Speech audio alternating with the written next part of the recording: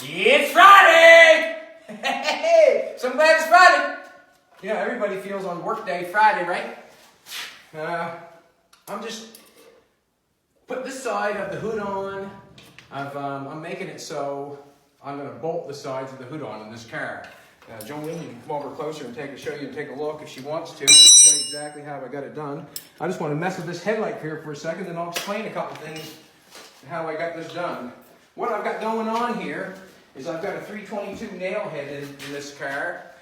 Like I said before, I'm trying to build it from 1956 is what I'm trying to do. And when I put this engine in here, I'll show you exactly. I was going to make a video on that too, but it wasn't Friday, so I didn't make a video. But I might just start making videos when I do something, just so if anybody wants to know what I'm doing or how I'm doing it, they can go on the video and watch it. But I put this nailhead in there, and it was very easy. Me and Jolene put it on the engine picker. We had a little leveler that made it twice as simple. We put it in there, and what we did is we just put it in place where we thought it looked the best, where it was the best, where it would fit the radiator and wouldn't go back and far. We had to cut the firewall to make it go in. All I did is when you put an engine in, you put it where it should be, and then you make the motor mount go to the place where the engine sets. And that's basically that's all I did. You know, I set the engine in there, and then I built a mount to the mount that holds the engine in.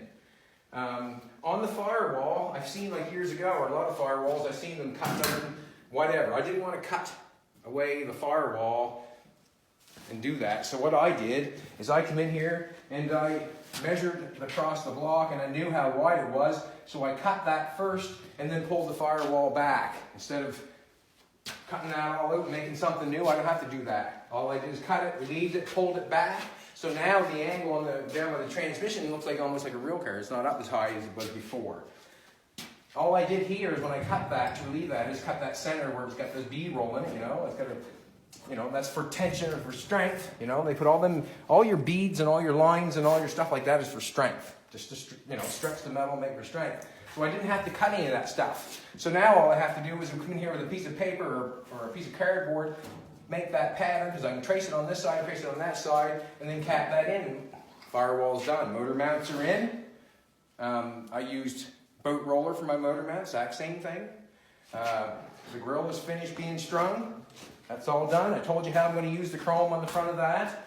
I took the light bar and I cut it all up, and I made my own light bar, because the light bar was on the fenders and that's the way it was. And what I did is I just cut it up and reconfigured it. That's all I did. And that's what I'm doing right now.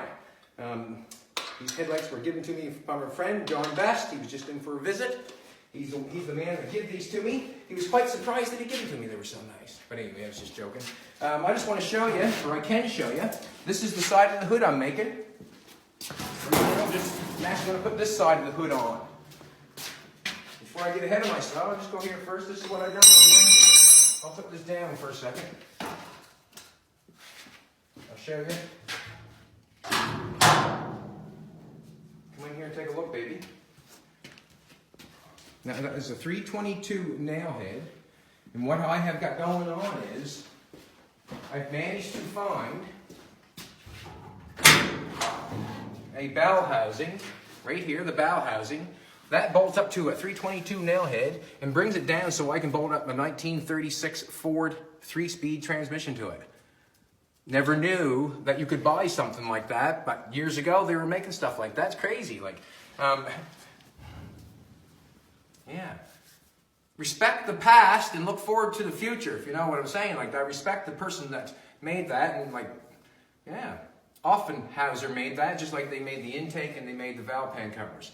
But that's it's hard to believe that, you know, that was made for that transmission to bolt up to it, and that's what I found, and that's what I put in it. I put the original 32 Ford transmission mount in it. All I did is move it back. I just moved it back an inch. That's what I had to do. I had to move it back. And you can see how I cut the firewall, how it's flat here now. And now I just have to put a piece in there cap. I got my original gas pedal. I even got the original pedals on the cross member. And all I did, they don't bolt up exactly where they were before, because I see that when I try to put them on, it takes it over too far. So what I did is I just used my brain and pulled them over this way a little bit. Now I can get my steering column down through. I'll have to make a different rod here on 32. It must have had I don't, you know, I'm not positive, but it must have had mechanical brakes. But I will see this end here on my pedal, this piece here, I'll cut that off and put it on the other side, and I'll run a bar down here and run a master cylinder at the back side when I run juice brakes on this. This car has, one person said on the thing, on the computer, threw a little comment out there that the frame doesn't look as wide on the side. And as he said that, I noticed that, just as he said that. Most 32 Fords, the frame comes way out to the side. Well, this frame is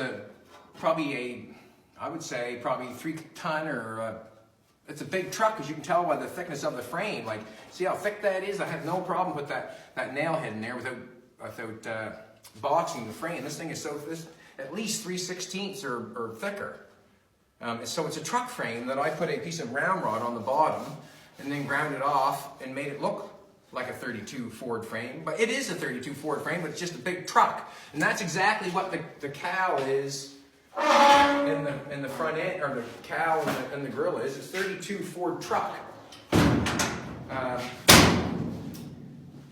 Yeah, so I mean, on the front end of this, I never really went over this car. On the front end of this, it's out of an F100. And I'm going to use an F100. I got a rear end there, but that's what it is, an F100. What I did is I cut the pads off it, and I took and made my own shim.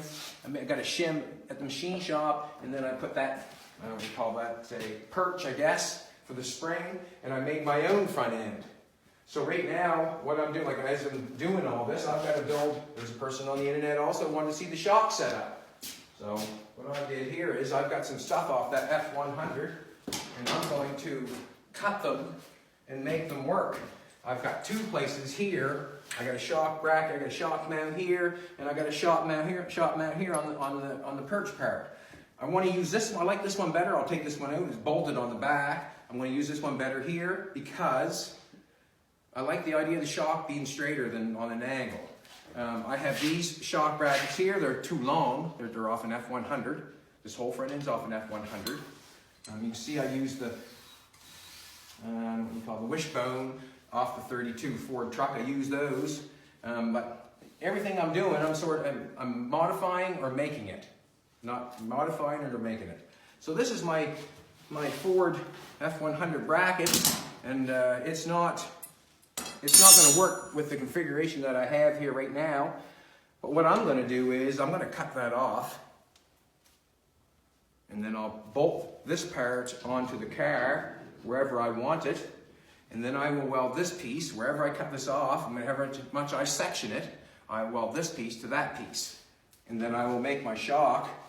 I will make sure that I have a shock, I don't know what you call that, so if my shock runs from here to there, I'm going to have to section it like 4 inches, if you know what I'm saying. Like, pretend this is my shock, that's all I'm doing. I'm just pretending this is a shock, and then I'm running it up to there. And you can almost see how much I have to take out of that to make this work. It's pretty basic, you know. I mean, yeah, just, you know, don't throw it away just because you don't think it can work. Make it work. I'm just going to cut it, and I'm going to make it work, and I'm going to weld it back together so it works. And when I cut it, I'm not just going to stick it back together and weld our thing around it. No, I'm going to make it come to a point, make this one come to a point, and then I'm going to weld it all the way around, and then grind it off so you never tell. So I've got weld right from the middle, right out to the outside. Got to play it safe when you're playing with that stuff, right? You got to drive the shit. So when you're thinking about welding this stuff, try to think about, I don't know, you know, you want it to weld all the way together. That's what I'm doing right now. That's the whole car in a handbag. Right now I'm just trying to make this headlight fit so I can start making them shock brackets. That's all I'm doing. When you build a car, you're pretty well going to build the whole thing and then take it back apart and then paint it. You got to build the whole car. You cannot start painting something before you put it together. You cannot do that. You know, I mean, there's still stuff to be welded on the frame. There's still all kinds of things to do. So you got to put the car together and then take it back apart and paint it. Yeah, so I'm just messing with this right now. Going to get this to go on. I'm going to find out what I'm doing right now is I'm putting the headlights on and bolting them on so I know whether my shock mount is going to hit my headlight bucket. you know what I'm saying. There's no sense in me putting my shock bracket on and then interfering with my headlights. So I have to put my headlights on to see if my shock bracket, when I make my shock bracket, if it interferes or not. Yeah, so you have to put it together. Here, I'll show you this too here, actually, while we're doing this. This is how simple this is. What I'm doing here on the sides here, they're not original sides for this. I made this with a Model A, 4 inches taller and a couple of inch and a half, 2 inches longer. So what I've done here is I've bolted that on the cowl here and I bolted on the radiator there. And what I've done is, I just done this. Took a piece of square tubing, square stock, bent it, got it to fit, drilled a hole there and there. I did the exact same in the hole there and hole there with my, there's another one right there I stick on here. Then I stick my side panel on, and then I have my Valentine's girl hold it, and then I'll tack it on, then we pull it off, and then I weld it on.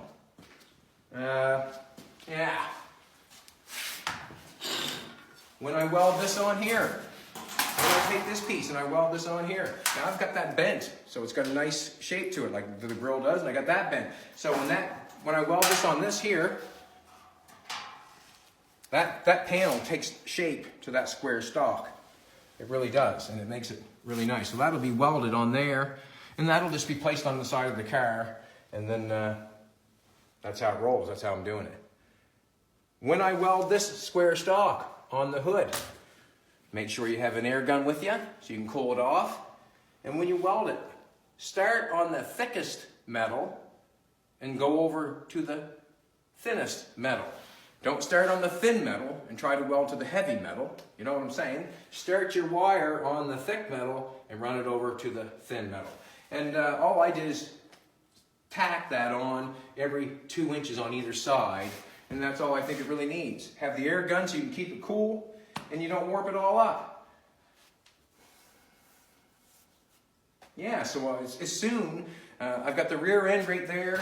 This is the rear end right here. And what I've done here is I've done the exact same thing as I've done on the front of the car. I've taken the back wishbones and I've made these little pieces here to put in to weld on the rear end. And I'll put a Heim joint up here and I'll do the exact same for the rear end as I did on the front. That's what I did there.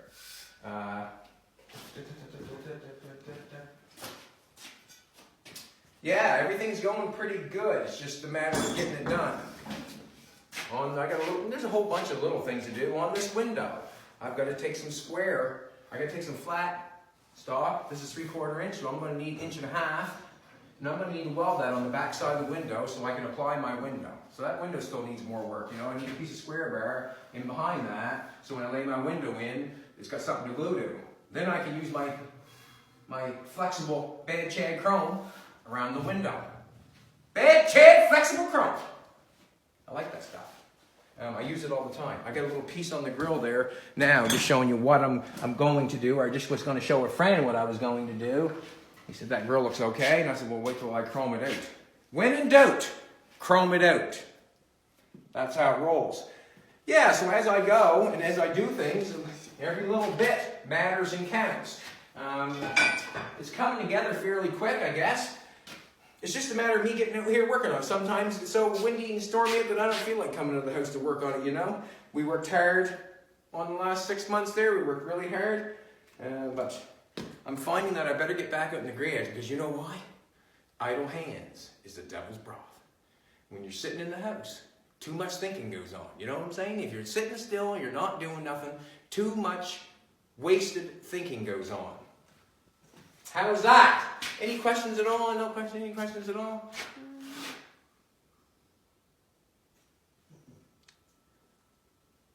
Canadian premiere?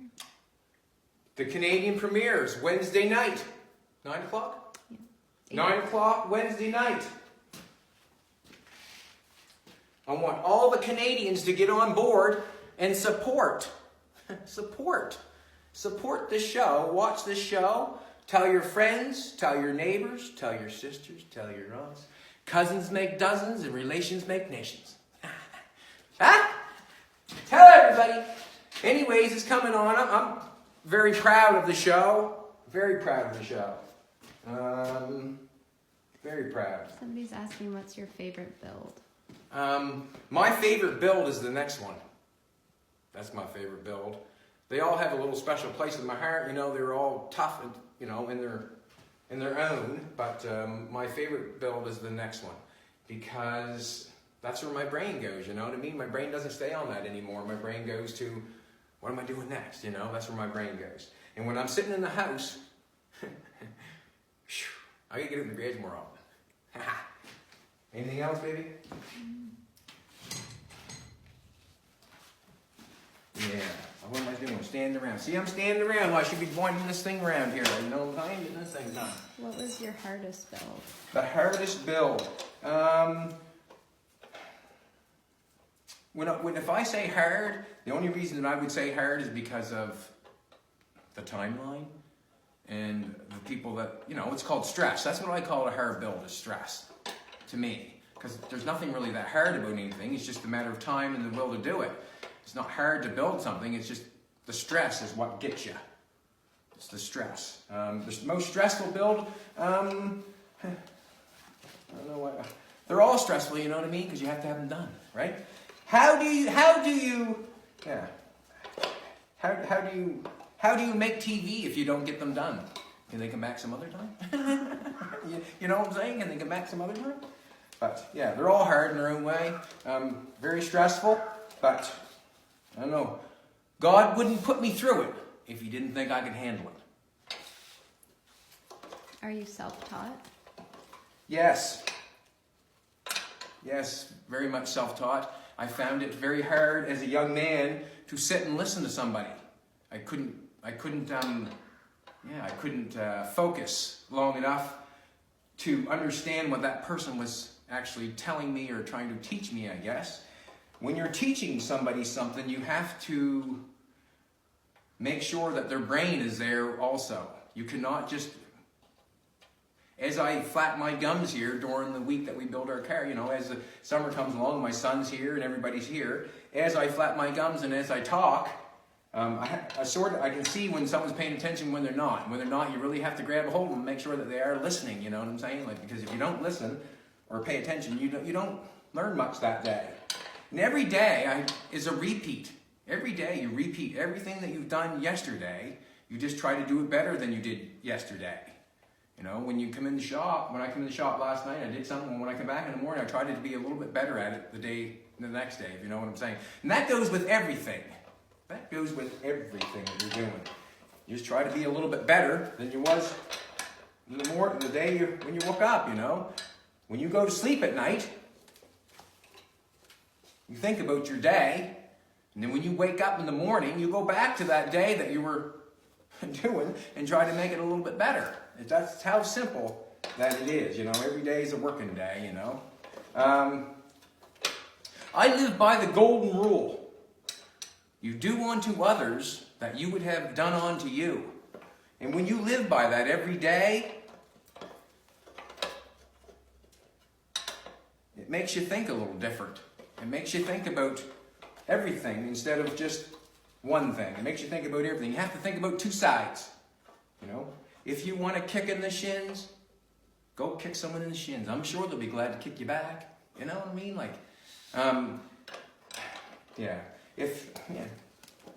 it speaks for itself. Do unto others that you would like done unto you. If you want to be ripped off, run around and rip a bunch of people off.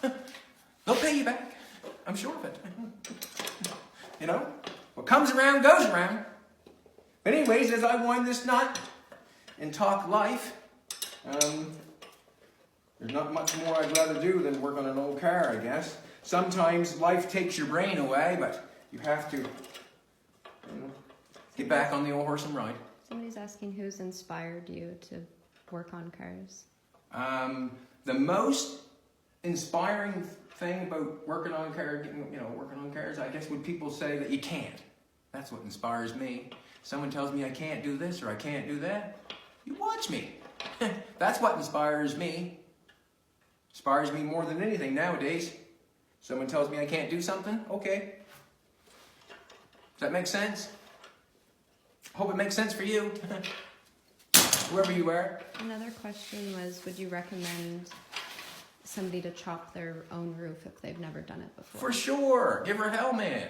You ain't gonna hurt nothing. All I would do is, this is what I would do. I'd do a little investigating first. You know what I mean? Do a little investigating. You have to know a couple things, you know. You have to keep that back window section. Yeah, for sure you can. Piece of piss.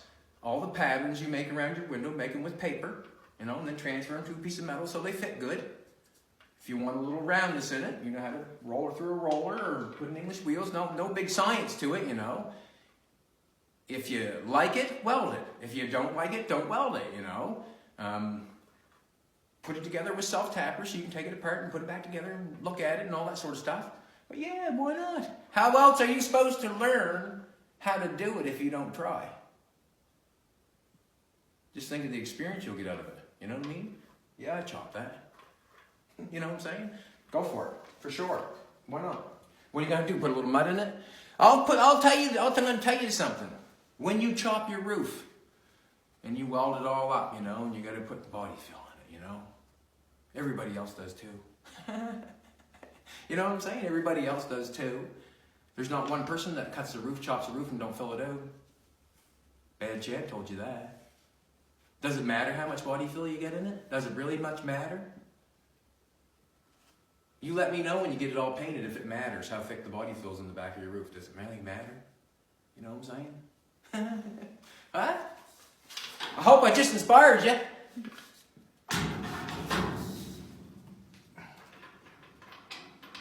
Does it really matter?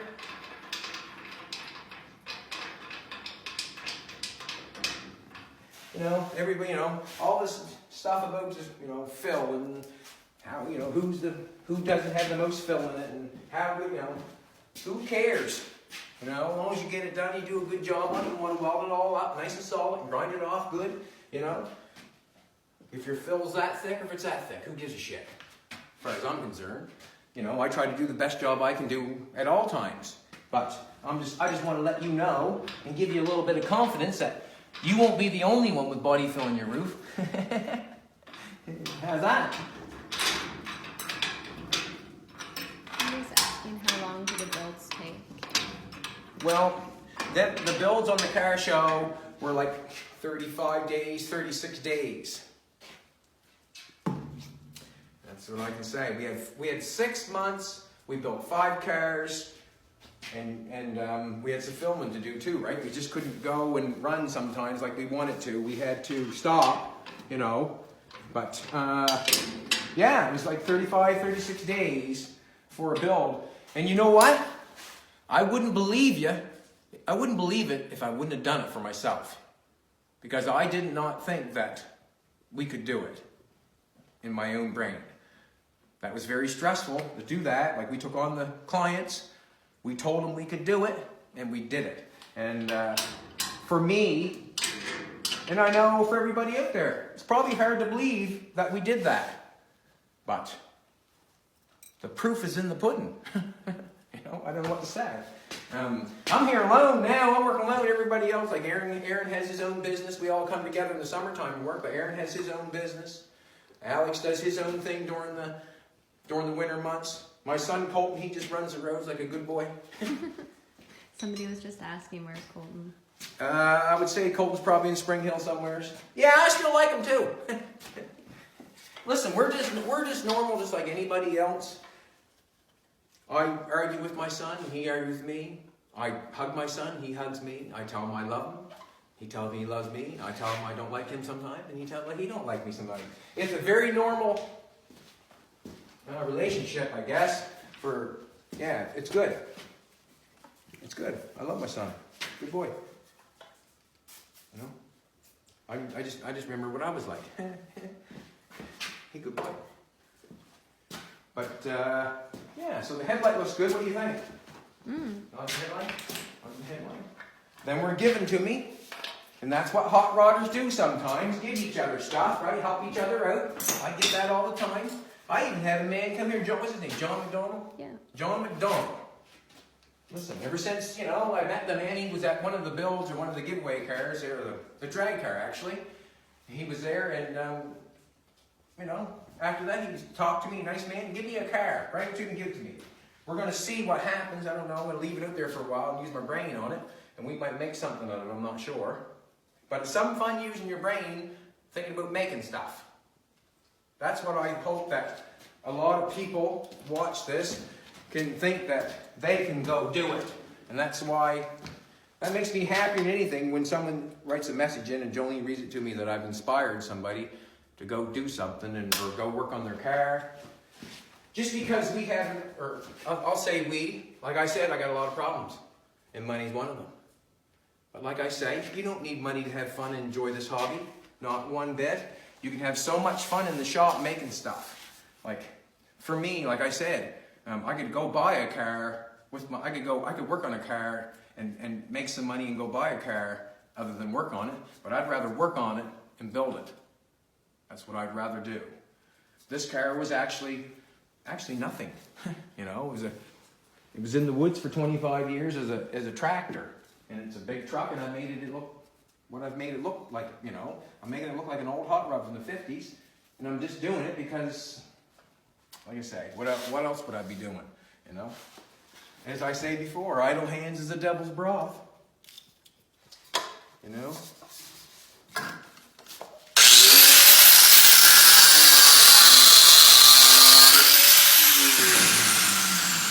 I'm a dangerous boy sometimes, see that? I'm a dangerous boy sometimes.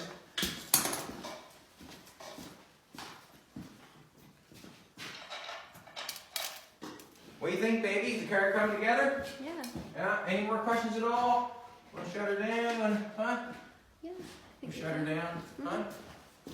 All right, everybody. Have a great Friday. Me and Sexy are going to have a great Friday. It's Valentine's, you know. Yesterday was Valentine's Day. But I have a beautiful, beautiful Valentine's Day. The first time when I messaged, my first message, Jolene, I messaged her and I told her, I said, if I ever had a Valentine's Day, I would pick you. Wasn't going out with her, wasn't dating her, wasn't anything. Just was wanting to be nice to her. And that's what I called her. I didn't even call her, I messaged her. It took me about 5 minutes to write it. But the message was, if I had a choice of a Valentine's Day, I'd pick you. And there she's mine. It's a good Friday!